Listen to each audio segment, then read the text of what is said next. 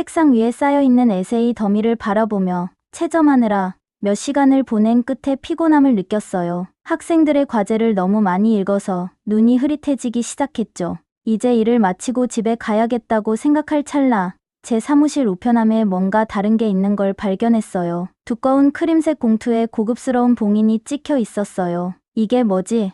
호기심에 봉투를 집어들며 생각했어요. 봉투를 손에 들고 이리저리 돌려보며 그 품질에 감탄했어요. 봉인은 영국 문화원 소속이었는데 이 단체는 국제 교육을 촉진하는 것으로 유명해요. 저는 조심스럽게 봉투를 열면서 심장이 조금 빨리 뛰기 시작했어요. 안에는 영국 옥스퍼드 대학교에서 열리는 대형 학회에 저를 초청하는 공식 서신이 들어 있었어요. 학회는 언어, 연구의 새로운 경향에 대한 것이었어요. 초청장을 2번이나 읽어보면서도 믿기지 않았어요. 제 이름은 야마모토 미카이고 저는 일본 교토 대학교에서 교수로 재직 중이에요. 일본의 문화, 예술, 언어를 연구하면서 제 인생 전부를 바쳤어요. 저는 현대 사회에서 일본 전통을 지키는 것에 열정을 가진 사람으로 알려져 있어요. 옥스퍼드에서 열리는 학회에 초청받은 건 정말 신나는 일이었지만 동시에 확신이 서지 않았어요. 이 학회가 과연 제 연구에 도움이 될까요?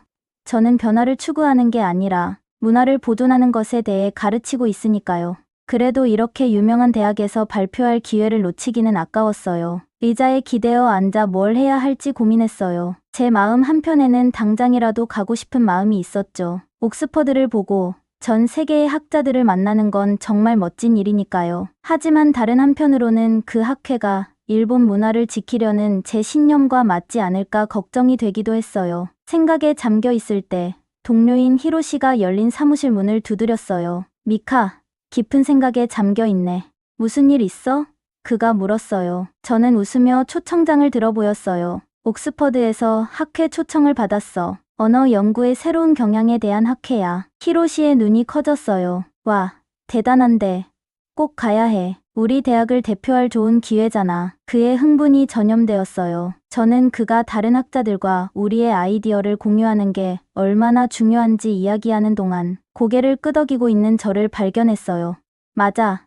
결국 제가 말했어요. 가야겠어. 다른 사람들이 언어와 문화에 대해 어떻게 생각하는지 듣는 것도 좋을 거야. 히로시는 웃으며 말했어요. 그게 바로 정신이야.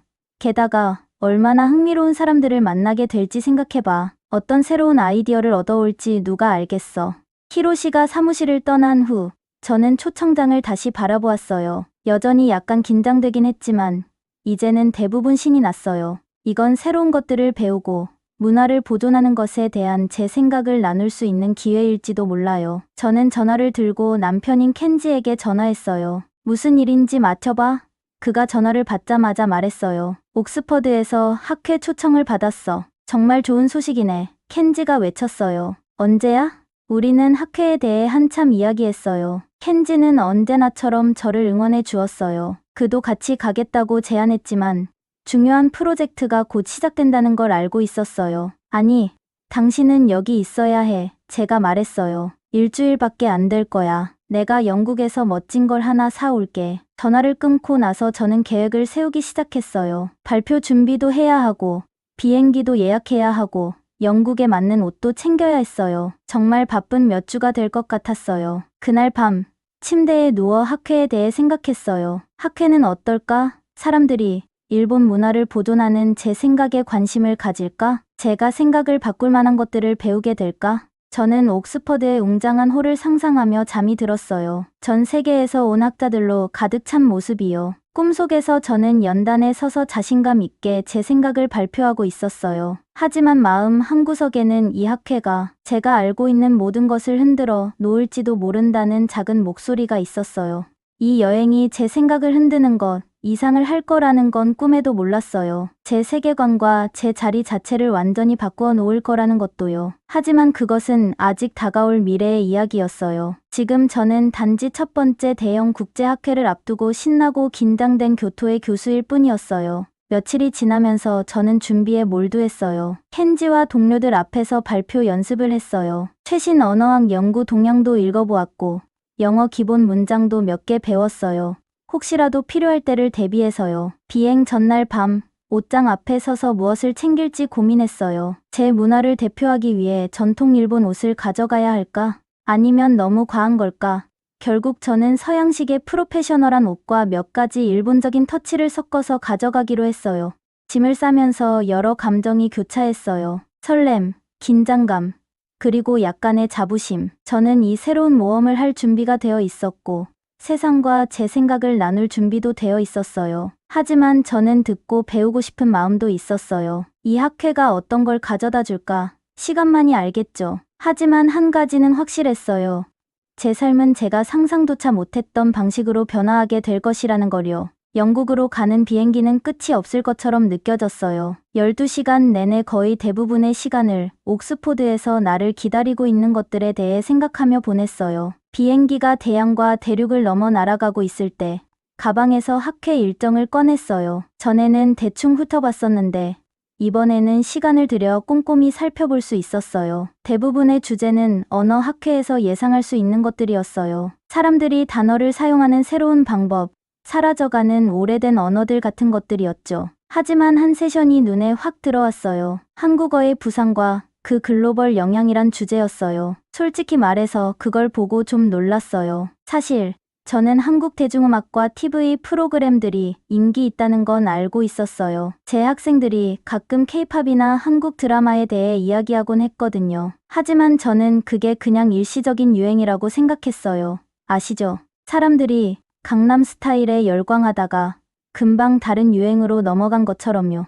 이렇게 격조 높은 학술대회에서 한국어가 진지한 주제로 다뤄지는 걸 보고 제가 틀렸나 하는 생각이 들었어요. 비행기가 런던에 착륙하기 시작할 때쯤 저는 흥분과 긴장이 뒤섞인 기분이었어요. 이번이 처음으로 국제학회에서 발표하는 거였거든요. 제 생각들이 잘 받아들여질까? 모든 영어를 잘 따라갈 수 있을까? 이런 생각들이 머릿속을 맴돌며 공항을 빠져나와 옥스포드로 가는 기차에 몸을 실었어요. 기차를 타고 가면서 처음으로 영국의 전원 풍경을 제대로 볼 수 있었어요. 일본과는 너무 달랐어요. 구불구불한 초록 언덕, 오래된 돌담, 들판에서 풀을 뜯는 양들. 마치 동화 속에서나 나올 법한 풍경이었어요. 옥스포드에 가까워질수록 유명한 꿈꾸는 첨탑들이 보이기 시작했어요. 대학 건물들의 높고 뾰족한 탑들이 하늘을 향해 솟아 있었죠. 드디어 옥스포드에 도착했을 때 저는 정말 감탄했어요. 그 도시는 살아있는 박물관 같았어요. 눈길이 닿는 곳마다 황금빛 돌로 지어진 아름다운 오래된 건물들이 있었어요. 검은 가운을 입은 학생들이 거리를 서둘러 지나가고 있었는데 마치 해리 포터 영화에서 방금 튀어나온 것 같았어요. 그곳의 공기는 역사의 숨결과 지식으로 가득 차 있는 듯했어요. 저는 호텔에 체크인했는데 바닥이 삐걱거리고 대학의 안뜰이 보이는 아늑한 곳이었어요. 잠깐 쉬고 나서 도시를 걸어 다니며 지리를 익혀두기로 했어요. 다음 날 학회가 시작되기 전에 말이에요. 좁은 거리를 거닐다 보니 제가 상상했던 모든 위대한 사상가들이 수세기 동안 이 길을 걸어갔을 것이라는 생각이 들었어요. 뉴턴, 로크, 루이스 캐럴 그들 모두가 여기서 공부했었죠. 그리고 이제 교토 출신의 내가 여기 있는 거예요. 참 겸손해지는 순간이었어요. 작은 카페에 들러 차 한 잔을 시켰어요. 영국에 왔으니 당연히 그래야죠. 얼그레이를 훌쩍거리며 옆 테이블에 앉아있는 학생들이 대화하는 것을 들었어요. 놀랍게도 그들은 영어, 한국어, 그리고 아랍어로 들리는 언어를 섞어가며 대화하고 있었어요. 마치 그 카페 안에 작은 유엔이 있는 것 같았어요. 저는 자연스럽게 학회 프로그램에서 봤던 한국어 세션이 다시 생각났어요. 그날 밤 호텔 방 침대에 누워있을 때 속이 설레는 기분이 들었어요. 내일은 전 세계에서 모인 언어학의 가장 밝은 지성들로 둘러싸여 있을 거예요. 어떤 새로운 아이디어를 듣게 될까? 제 생각은 어떻게 받아들여질까? 그리고 또 다른 감정도 느껴졌어요. 어쩌면, 정말 어쩌면 내 세계관이 도전받을지도 모른다는 느낌이요. 저는 항상 일본 문화를 보존하는 것에 대해 확고한 믿음을 가지고 있었어요. 하지만 이제 이 먼 타국의 고대 도시에서 뭔가가 저의 모든 것을 바꿀지도 모른다는 생각이 들었어요. 잠이 들기 직전 마지막으로 생각난 것은 내일 무슨 일이 생기든 내가 준비가 되었으면 좋겠어. 라는 것이었어요. 다음 날 아침 저는 너무 기대되고 긴장되어서 일찍 일어났어요. 집에서 중요한 강의 때만 입는 제일 좋은 정장을 입고 학회 장소로 향했어요. 학회는 옥스포드에서 가장 오래된 건물 중 하나에서 열렸는데 그곳의 돌벽에서 역사적인 기운이 뿜어져 나오는 것 같았어요. 큰 강당에 들어섰을 때 숨이 턱 막혔어요. 방은 천장이 높고 줄줄이 놓인 좌석들이 있었어요. 그리고 세계 각국에서 온 사람들로 가득했죠. 터번을 쓴 사람, 히잡을 쓴 사람, 정장을 입은 사람과 화려한 아프리카 옷을 입은 사람들까지 다양했어요. 나이도 각양각색이었고요. 갓 졸업한 듯한 대학원생들부터 백발이 성성한 저명한 교수들까지 있었어요. 너무 앞에 앉아서는 너무 열성적으로 보일까봐, 그렇다고 너무 뒤에 앉아서 아무것도 놓치고 싶지 않아 중간쯤에 자리를 잡았어요. 자리를 잡고 앉으니 경외감이 들지 않을 수 없었어요. 여기 교토의 한 단순한 교수가 세계 최고의 언어와 문화 전문가들 사이에 앉아 있는 거예요. 개회 세션은 유쾌해 보이는 영국인 남자 주최자의 환영 인사로 시작됐어요. 그는 언어가 어떻게 우리 세상을 형성하고 언어가 변화하는 방식을 이해하는 것이 얼마나 중요한지에 대해 이야기했어요. 저는 고개를 끄덕이며 그런 중요한 토론의 일원이 된 것이 자랑스러웠어요. 그리고 첫 번째 몇 세션이 시작되었어요. 흥미롭긴 했지만 예상했던 내용들이었어요. 사람들이 인터넷이 언어 사용 방식을 어떻게 바꾸고 있는지, 그리고 젊은 세대가 더 이상 사용하지 않으면서 어떤 소수 언어들이 사라지고 있는지에 대해 이야기했어요. 이 모든 것은 저에게 익숙한 주제들이었죠. 그러나 이제 한국어에 대한 세션 차례였어요. 발표자인 제임스 스미스 교수가 무대에 오르자 저는 자리에 조금 더 바짝 앉았어요. 그 난리의 근원지에 대해 궁금했거든요. 제가 몰랐던 것은 제가 듣게 될 내용이 현대 세계에서 언어와 문화에 대해 알고 있다고 생각했던 모든 것을 뒤흔들어 놓을 거라는 사실이었어요. 나는 커다란 강의실 안 내 자리에 앉아 노트를 준비하고 있었어요. 전 세계에서 모인 학자들의 대화로 방이 가득 차 있었죠. 특히 최근에 들려오는 한국어 열풍에 대해 전문가들이 어떤 말을 할지 무척 궁금했어요. 옥스퍼드 대학의 저명한 언어학자 제임스 스미스 교수가 연단에 올랐어요. 그는 친근한 얼굴을 가지고 있었고 큰 방 안에서도 잘 들리는 목소리를 가지고 있었어요. 그가 말을 시작하자 청중은 일제히 조용해졌습니다. 여러분, 안녕하세요. 그가 따뜻한 미소와 함께 말했어요. 오늘 우리는 전 세계적으로 한국어가 어떻게 부상하고 있는지에 대해 이야기해보려 합니다. 나는 흥미롭게 몸을 앞으로 기울였어요. 한국 대중음악과 TV 프로그램이 인기가 있다는 건 알고 있었지만 그 언어 자체가 이렇게 주목받고 있다는 것은 몰랐거든요. 스미스 교수는 첫 번째 슬라이드를 클릭했어요. 거기에는 가파르게 상승하는 그래프가 보였어요. 이것은 그가 설명했어요. 전 세계적으로 한국어를 공부하는 사람들의 수를 보여줍니다. 불과 10년 만에 그 수가 2배로 늘어났어요. 나는 눈을 크게 떴어요. 2배나 늘어났다고? 그건 엄청난 증가였어요. 나는 한마디도 놓치지 않기 위해 열심히 노트를 필기했어요. 이제 여러분은 왜 이런 일이 일어나는지 궁금할 겁니다. 스미스 교수가 말을 이어갔어요. 그저 학교나 직장에서 새로운 언어를 배우는 것 이상의 의미가 있습니다. 이는 전 세계 사람들이 문화를 바라보는 방식의 큰 변화의 일부분입니다. 그는 다음 슬라이드로 넘어갔어요. 이번 슬라이드에는 한국의 팝스타들, TV 프로그램의 장면들, 그리고 한국 음식의 사진들이 담겨 있었어요. 한국 문화, 흔히 한류라고 불리는 것이 엄청나게 인기를 끌고 있습니다. 음악에서 드라마, 음식에 이르기까지 세계 곳곳의 사람들이 한국의 모든 것에 빠져들고 있습니다. 나는 일본에 있는 학생들을 떠올렸어요. 그들 중 더 많은 학생들이 한국 음악을 듣고 한국 드라마를 보는 것을 눈치채긴 했지만 이 열풍이 이렇게까지 큰 줄은 몰랐어요. 스미스 교수의 다음 말이 특히 나의 주목을 끌었어요. 많은 서구 국가들에서는 이제 한국어가 프랑스어나 스페인어 같은 전통적인 언어와 함께 학교에서 가르쳐지고 있습니다. 한국어는 학생들이 새로운 것, 흥미로운 것을 배우고 싶어 할 때 인기 있는 선택이 되고 있죠. 믿기 어려웠어요. 한국어가 서구 학교에서 가르쳐진다고 현실 같지 않았어요. 하지만 여기 전문가가 그게 실제로 일어나고 있다고 말하고 있었어요. 그러나 교수님은 우리를 놀라게 할 이야기가 더 남아 있었어요. 한국어에 대한 관심은 단순한 유행이 아닙니다. 그가 진지한 목소리로 말했어요. 이는 문화적 영향력이 세계 곳곳으로 어떻게 퍼져나가는지에 대한 큰 변화를 나타냅니다. 한때 중국과 일본이라는 이웃 나라들에 가려졌던 한국이 이제는 문화적 영향력 면에서 선두에 서게 된 것입니다. 나는 듣는 동안 여러 감정이 교차했어요. 한편으로는 놀라움이 있었고 다른 한편으로는 질투일까요? 아니면 걱정? 잘 모르겠더라고요. 일본인 교수로서 나는 항상 우리나라의 문화적 영향력에 자부심을 느껴왔어요. 그런데 이제는 한국이 중심 무대에 서고 있는 것 같았어요. 스미스 교수는 왜 한국어가 이렇게 인기를 끌고 있는지에 대해 더 설명을 이어갔어요. 한글은 사실 배우기가 꽤 쉬운 편입니다. 그가 말했어요. 한글은 간단하고 논리적으로 설계되었습니다. 이것이 더 복잡한 문자 체계에 겁을 먹을 수 있는 언어 학습자들에게 매력적으로 다가가고 있습니다. 그는 또한 한국 기업들이 어떻게 글로벌 강자로 떠오르고 있는지도 언급했어요. 삼성, LG, 현대와 같은 브랜드는 전 세계적으로 가정에서 흔히 볼 수 있는 이름이 되었죠. 그가 설명했어요.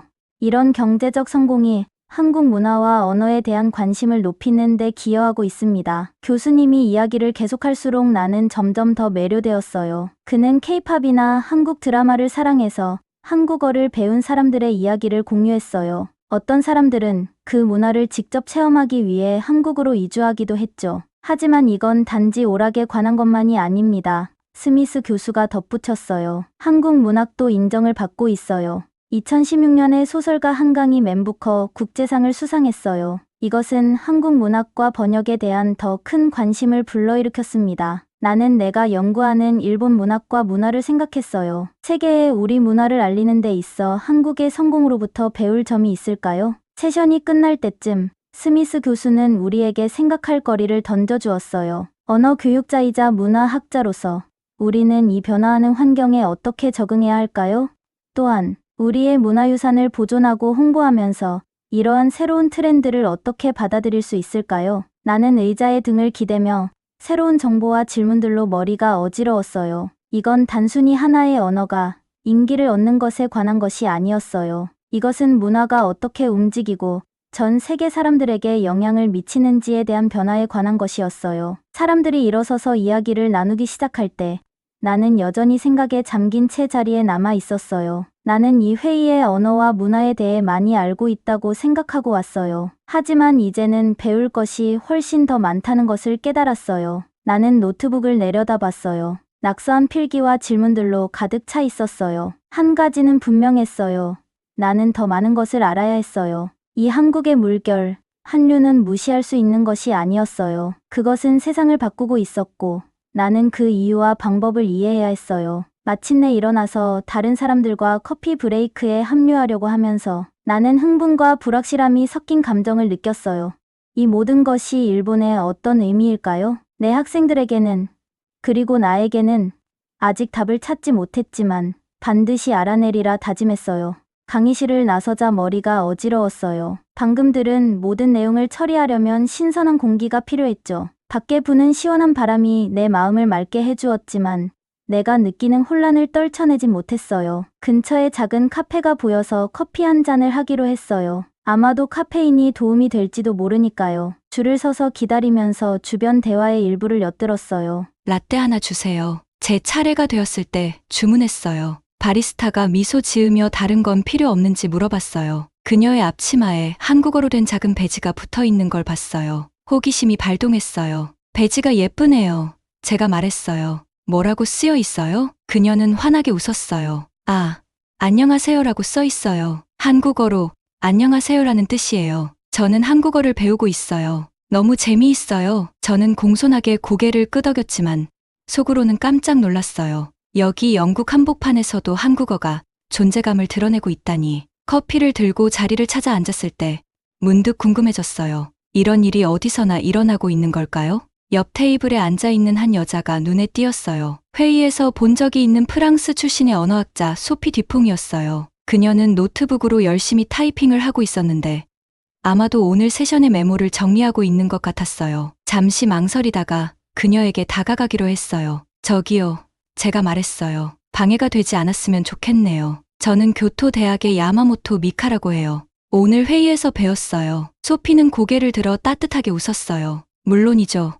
질문 시간에서 뵌 기억이 나요. 앉으세요. 메모에서 잠시 벗어나도 좋겠어요. 저는 대화할 기회를 얻게 되어 감사한 마음으로 자리에 앉았어요. 한국어 트렌드에 관한 발표에 대해 어떻게 생각하셨는지 궁금했어요. 어떻게 생각하세요? 소피의 눈이 반짝였어요. 정말 매혹적이지 않나요? 저는 여러 해 동안 언어 트렌드를 연구해왔지만 한국어의 상승세는 정말 전례가 없어요. 저는 흥미가 생겨 몸을 앞으로 기울였어요. 정말요? 프랑스에서도요? 그녀는 열정적으로 고개를 끄덕였어요. 네, 프랑스에서도 마찬가지예요. 독어나 이탈리아어 같은 전통적인 언어보다 한국어를 배우려는 학생들이 크게 늘고 있어요. 정말 놀라워요. 저는 여전히 이해하기 어려워하며 미간을 찌푸렸어요. 그런데 왜 하필 한국어일까요? 무엇이 그렇게 관심을 끄는 거죠? 소피는 잠시 생각한 후 대답했어요. 한 가지 이유만 있는 건 아니에요. 여러 요인이 한데 모인 결과라고 할 수 있어요. 우선 한국 대중문화의 큰 매력, K-팝, K-드라마, 심지어 한국 음식도 인기를 끌고 있죠. 그리고 한국의 알파벳, 한글도 있어요. 다른 문자, 체계에 비해 배우기 쉬운 편이거든요. 저는 고개를 끄덕이며 그녀의 말을 되새겼어요. 소피는 계속해서 말했어요. 하지만 더 큰 무언가가 작용하고 있다고 생각해요. 요즘 젊은이들은 그 어느 때보다도 세계와 더 연결되어 있어요. 그들은 전통적인 서구, 중심의 문화 너머의 것들에 대해 궁금해해요. 한국은 그들에게 신선하고 흥미로운 무언가를 대표해요. 그녀의 말에 잠시 멈추게 되었어요. 저는 항상 세계화가 전통 문화를 위협하는 요소라고 생각해왔어요. 하지만 덜 알려진 문화가 빛을 발할 기회일 수도 있겠다는 생각이 들었어요. 알고 계세요? 소피가 덧붙였어요. 최근에 한 학생이 저에게 한국어를 배우는 것이 그녀가 더 큰 무언가의 일부가 된 것 같은 느낌을 준다고 말했어요. 전 세계의 공통된 관심사를 가진 사람들과 연결되는 것 같다고요. 그녀가 자신의 프랑스 정체성을 거부하는 것이 아니라 자신의 정체성에 또 다른 층을 더하는 것이었어요. 저는 의자에 기대어 그녀의 말을 곱씹었어요. 일본의 젊은이들에게도 이게 사실일 수 있을까요? 그들이 자신의 문화를 배척하기 위해서가 아니라 세계관을 넓히기 위해 한국어를 받아들이고 있는 걸까요? 대화가 이어지는 동안 저는 제가 수년 동안 가지고 있던 신념들에 대해 의문을 가지기 시작했어요. 어쩌면 한국 문화의 확산이 일본의 위협이 되는 것이 아닐지도 몰라요. 어쩌면 두 문화가 서로 성장하고 배울 기회일 수도 있겠죠. 소피와 작별 인사를 할 때쯤 제 머릿속은 새로운 생각들로 가득 차 있었어요. 배울 것이 훨씬 많다는 것을 알았지만 처음으로 그 가능성에 대해 흥분이 되었어요. 그날 저녁 호텔로 돌아가는 길에 저도 모르게 미소가 지어졌어요. 세상은 변하고 있었고 어쩌면 그게 그렇게 나쁜 것만은 아닐지도 모른다는 생각이 들었어요. 비행기가 교토에 착륙하자 저는 마치 다른 사람이 된 것 같았어요. 옥스퍼드에서 열린 학회는 제가 이전에 완전히 이해하지 못했던 세상에 눈을 뜨게 해줬거든요. 머릿속은 새로운 아이디어와 질문들로 가득했어요. 익숙한 교토 거리를 걸으며 전에 놓쳤던 것들이 눈에 들어오기 시작했어요. 마치 새로운 안경을 쓴 것처럼 모든 것이 조금 달라 보였어요. 대학교에 도착하자 복도에서 학생들이 떠드는 소리가 들렸어요. 그들의 대화가 제 귀를 잡아 끌었죠. 어젯밤에 새로운 한국 드라마 봤어. 한 여학생이 친구에게 물었어요. 응, 너무 재밌었어.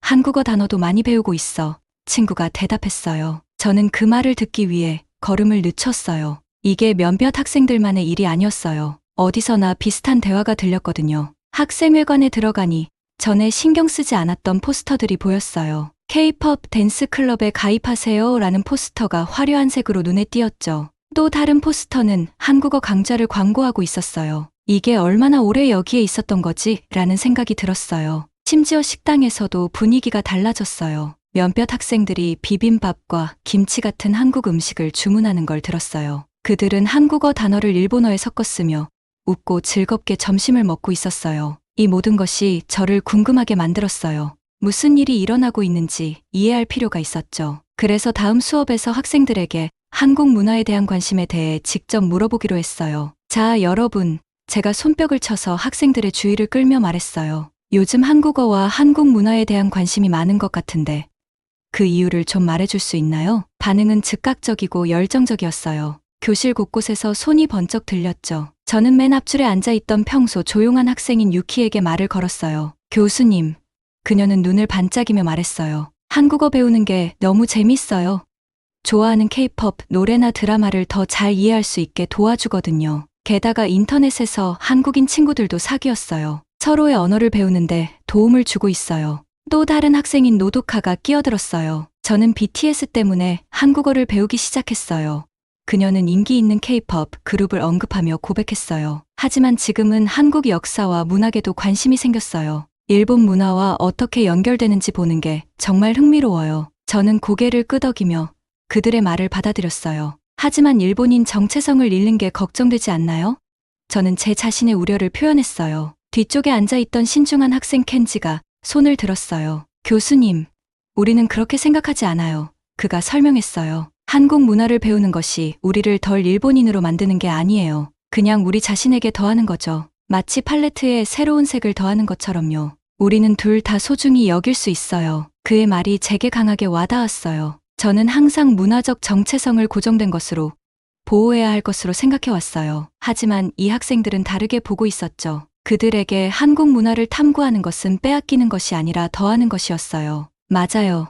또 다른 학생 메이가 덧붙였어요. 그리고 이건 한국에만 국한된 게 아니에요. 한국어를 배우면서 다른 아시아 문화에도 더 관심이 생겼어요. 우리 이웃을 더 잘 이해하는 관문 같은 거예요. 토론이 계속되면서 저는 그들의 관점에 매료되었어요. 이 학생들은 일본 유산을 거부하는 것이 아니었어요. 그들은 그것을 받아들이면서도 다른 사람들을 이해하려고 손을 내밀고 있었죠. 그들은 제가 부러워할 정도로 자유롭게 문화를 넘나들고 있었어요. 수업이 끝난 후 저는 책상에 앉아 생각에 잠겼어요. 학생들의 열정은 전염성이 있었어요. 저도 더 배우고 싶고 이 문화적 현상을 더 잘 이해하고 싶어졌어요. 노트북을 꺼내서 검색을 시작했어요. 한국어 강좌, K-pop 음악, 한국 드라마 등을 찾아봤어요. 읽으면 읽을수록 왜 학생들이 그렇게 매료되었는지 이해할 수 있었어요. 한글은 그 논리적인 설계가 매력적이었어요. K-pop 뮤직비디오는 화려한 색깔과 춤, 귀에 쏙쏙 들어오는 멜로디로 가득했어요. 한국 드라마는 유머와 진정성을 가지고 복잡한 사회 문제를 다루었어요. 젊은이들에게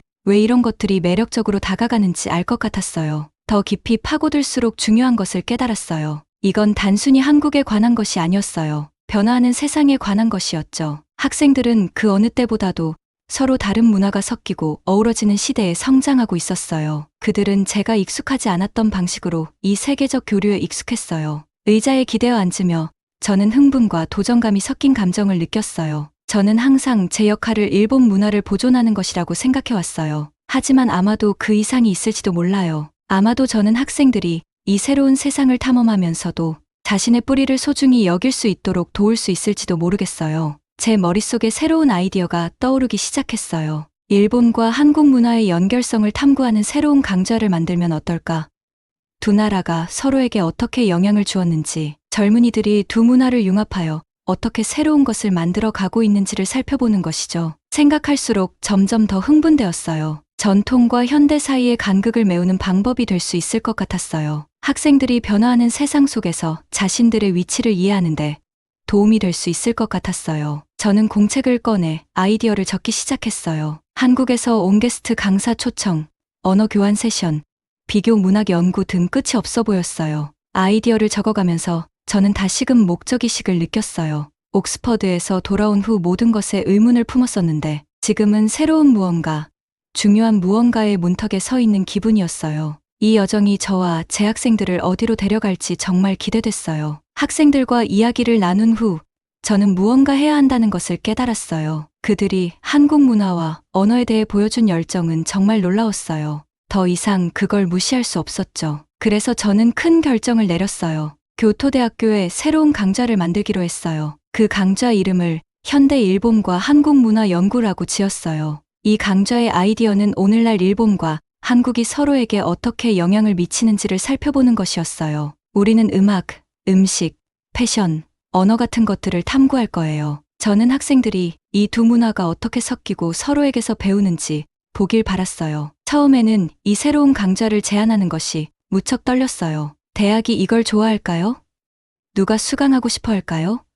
하지만 이게 중요하다는 걸 알았기 때문에 용기를 내서 우리 학과의 책임자인 다나카 교수님을 찾아갔어요. 가슴이 쿵쾅거리는 소리를 들으며 그의 사무실 문을 두드렸어요. 들어오세요. 그가 말했어요. 저는 깊이 숨을 들이쉬고 안으로 들어갔어요. 다나카 교수님, 제가 시작했어요.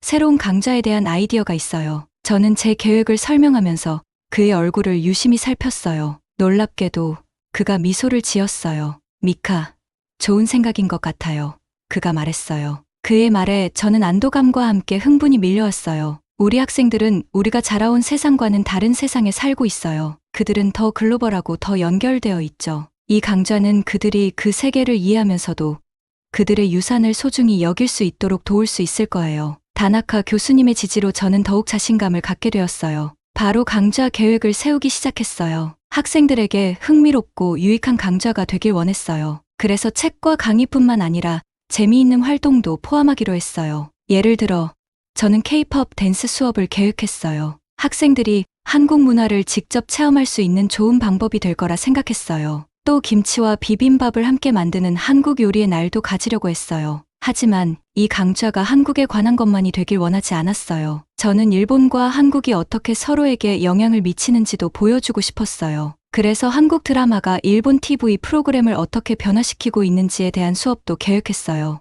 또한 일본 애니메이션이 한국에서 어떻게 인기를 얻고 있는지도 살펴볼 거예요. 강좌를 준비하면서 가장 신나는 부분 중 하나는 초청 강연자들을 섭외하는 것이었어요. 저는 한국의 교수님들, K-pop 스타들, 심지어 한국 요리사들에게도 연락을 했어요. 학생들이 이 문화 교류의 일원이 된 사람들로부터 직접 이야기를 들을 수 있기를 바랐어요. 강좌를 준비하면서 저는 전체 상황에 대해 다른 느낌을 갖기 시작했어요. 이전에는 일본 문화가 사라질까봐 걱정했었죠. 하지만 이제는 아무것도 잃는 게 아니라 새로운 무언가를 얻는 것임을 알게 되었어요. 제 학생 유토가 했던 말을 기억했어요. 우리는 일본인이기를 포기하는 게 아니에요. 우리는 단지 우리 자신에게 또 다른 층을 더하는 거예요. 강좌를 준비하는 동안 그의 말이 계속 떠올랐어요. 저는 학생들이 일본 문화와 한국 문화를 모두 사랑할 수 있기를 바랐어요. 그들은 선택할 필요가 없었어요. 첫 수업 전날 밤, 저는 잠을 잘 수가 없었어요. 너무 설레었지만 조금 두렵기도 했어요. 학생들이 강좌를 좋아하지 않으면 어쩌죠? 내가 한국 문화를 충분히 잘 알고 있을까? 저는 뒤척이며 잘못될 수 있는 모든 것에 대해 생각했어요. 하지만 왜 이걸 하고 있는지 다시 떠올렸어요. 저는 학생들이 변화하는 세상을 이해하도록 돕고 싶었어요. 문화교류는 두려워할 것이 아니라 좋은 것이라는 걸 보여주고 싶었죠. 그 생각과 함께 마침내 잠이 들었어요. 다음 날 아침, 저는 일찍 일어나 수업 준비를 했어요. 대학교로 걸어가면서 저는 긴장과 설렘이 교차하는 것을 느꼈어요. 이건 저에게 큰 변화였지만 옳은 일이라는 걸 알았어요. 저는 일찍 교실에 도착해 모든 준비를 마쳤어요. 칠판에 현대 일본과 한국 문화 연구라고 쓰고 학생들이 도착하기를 기다렸어요. 학생들이 들어오기 시작하면서 그들의 얼굴이 흥미로움으로 밝아지는 것을 보았어요. 그들 중 몇몇은 이미 좋아하는 K-pop 그룹이나 한국 드라마에 대해 이야기하고 있었어요. 그들의 열정이 저를 더욱 자신감 있게 만들었어요. 모두 자리에 앉았을 때 저는 깊이 숨을 들이쉬고 수업을 시작했어요. 여러분, 안녕하세요. 제가 말했어요. 오늘 우리는 새로운 여정을 함께 시작할 거예요. 일본과 한국 문화가 어떻게 섞이고 서로에게 영향을 미치는지에 대해 탐구할 거예요. 저는 학생들의 열정 어린 얼굴을 바라보며 미소 지었어요. 이것은 단지 시작일 뿐이었지만 이미 멋진 모험이 될 것임을 알 수 있었어요. 우리는 함께 한국과 일본에 대해서뿐만 아니라 문화가 어떻게 아름답고 놀라운 방식으로 함께할 수 있는지에 대해 많은 것을 배울 거예요. 제가 첫 번째 수업을 시작하면서 저는 기쁨과 목적의식을 느꼈어요. 이 강좌는 단지 학생들을 위한 것이 아니었어요. 저 자신을 위한 것이기도 했죠. 저도 그들과 함께 배우고 성장하고 있었어요. 그리고 이 새로운 길이 우리 모두를 어디로 데려갈지 너무 기대되었어요. 놀랍게도 몇몇 사람들이 한국어로 말하는 걸 들었죠. 단순히 회의 참가자들만이 아니었어요. 어떤 사람들은 현지 학생들인 것 같았어요.